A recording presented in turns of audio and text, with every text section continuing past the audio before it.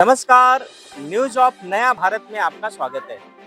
आज हम कुर्ला के मुंबई का जो बैल बाजार वाड़िया जो का जो क्षेत्र है, वहाँ के सामाजिक और राजनीतिक क्षेत्र में अपनी एक प्रतिष्ठा और मान सम्मान रखने वाले ऐसे मोहन आम्बेकर ने यहाँ के खास करके सीनियर सिटीजन लोगों के लिए उनको बैठकर अपना समय व्यतीत करने के लिए, गपशप करने के लिए कुछ ऐसे बैठने की जो व्यवस्था की है। मैं कैमरामैन को बोलूँगा, दिखाइए ये जो व्यवस्था किया है, क्या लिखा है। सदर आसन व्यवस्था श्री मोहन आंबेकर यांच्या सौजन्याने बसवण्यात आली आहे। तो मैं आपको बताना चाहता हूँ, यहाँ जो मोहन ने उपक्रम चलाया है, मोहन जी बताइए आपके मन में ख्याल कैसे आया और ये करके कैसा लग रहा है आपको? पहली बात तो ये है कि वार्ड 167 में हम लोग अभी खड़े हैं। ये कराची हाई स्कूल का ये प्रांगण है, यहाँ पर बच्चे खेलते हैं। वार्ड 167 बैल बाजार वाड़िया स्ट्रीट न्यू रोड का जो एरिया है, ये 90% स्लम का एरिया है और छोटी छोटी सोसाइटीज़ है जिसमें बहुत ही छोटे छोटे रूम होते हैं। तो बस्ती में बैठने के लिए लोगों के लिए जगह नहीं होती है। स्पेशली जो सीनियर सिटीजन होते हैं या बीमार लोग होते हैं, महिलाएं, बुजुर्ग, ये घर छोटा होने के कारण उनका पूरा दिन कैसे निकल जाएगा। रात तो सोने में निकल जाएगी, लेकिन जो दिन है वो उनके लिए बैठने के लिए, एक दूसरे से बात करने के लिए, गपशप करने के लिए एक व्यवस्था नहीं होती है। ये बहुत बड़ी समस्या है। ये मुंबई की नहीं, पूरे देश की समस्या हो सकती है, क्योंकि सीनियर सिटीजन के लिए समय जाना, रिटायर्ड पर्सन के लिए समय जाना ये बहुत ज़रूरी होता है। तो हमने ये मेरी बात हमारे नेता माननीय मंत्री महोदय आशीष जी शेलार जी के पास मैंने विषय रखा कि हमारे वार्ड के, हमारी बस्ती के, हमारे एरिया के जो सीनियर सिटीजन है, इनको बैठने के लिए आसन व्यवस्था, जिससे वो एक दूसरे से बात कर सके, अपने ये विचारों का या समस्याओं की देवान घेवान करते रहे, इस तरह से हमने उनको कहा। तो आदरणीय आशीष जी हमारे नेता है, उन्होंने मेरी बात को समझा। मैं बोला हमारे एरिया के जो सोसाइटीज़ है, जो बस्तियां हैं, जो मंडल्स है, उनमें एक एक दो बेंचेस देंगे जिससे लोग बैठ के बात करेंगे, अपना समय बिताएंगे। इसलिए ये व्यवस्था के लिए हमने ये पहल की है। तो आप देख सकते हैं यहाँ कुछ सीनियर सिटीजन भी मौजूद हैं, जिन्होंने सच कहे इस उपक्रम को देखते हुए मोहन ने जो कदम उठाया है सीनियर सिटीजन के लिए, उनको भी सराहा है। आप बताइए, ये जो कुर्सी आप लोगों के लिए मुहैया कराई, वो आपको देने के बाद आपको कैसा लग रहा है? बहुत अच्छा लग रहा है। लोगों की गरज समझ के मोहन जी ने ये बहुत अच्छा कार्यक्रम ले लिया है, इसके लिए मैं उनको बहुत बड़ा धन्यवाद देता हूँ। आप ऐसे और क्या क्या उपक्रम करते हैं मोहन जी, कुछ बता सकते हैं आप? बहुत सारे उपक्रम करते हैं बच्चे लोगों के लिए, खेलने के लिए, बाकी सीनियर सिटीजन के लोगों के लिए। एरिया में बहुत सारा उन्होंने अच्छा काम किया है।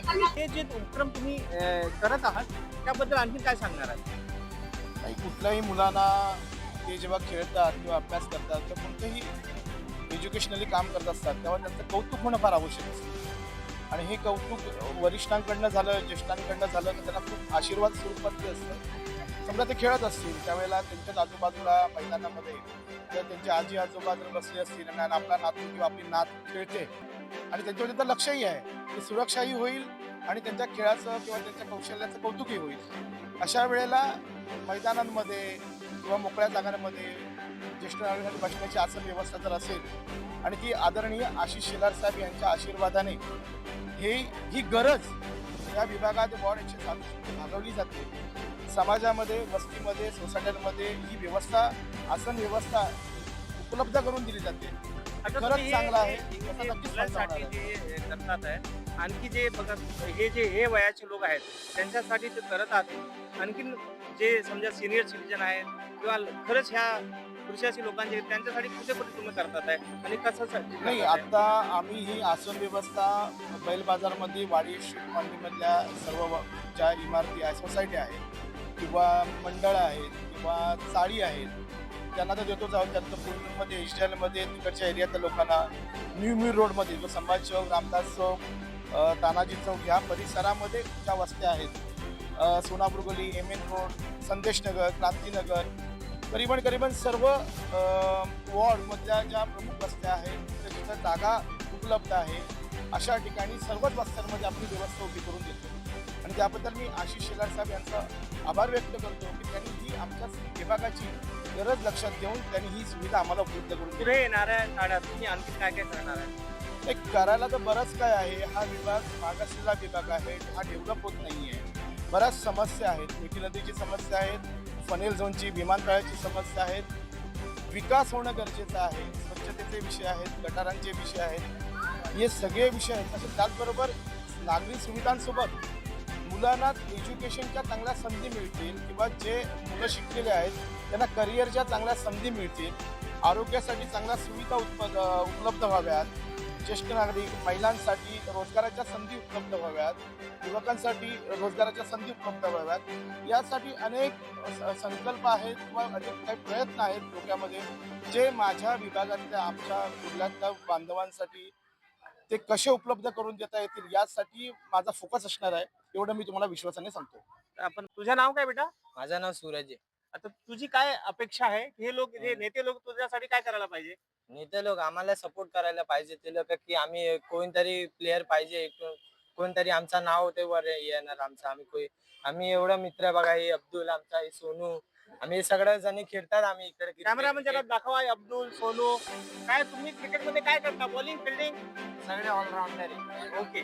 तर आप किस किस परिसर में कुर्सी लोगों को देने वाले हैं? सगळ्यात पहिलं तर मी वॉर्ड 166मध्ये मोहन आंबेकरांचं अभिनंदन करेन की त्यांनी हा उपक्रम हातात घेतला आहे. आणि हे जी आसन व्यवस्था आहे, जे वृद्ध लोकांसाठी आहे, ही आसन व्यवस्था आम्ही विभागातल्या बऱ्याचशा बिल्डिंग्समध्ये आम्ही वितरित करत आहोत.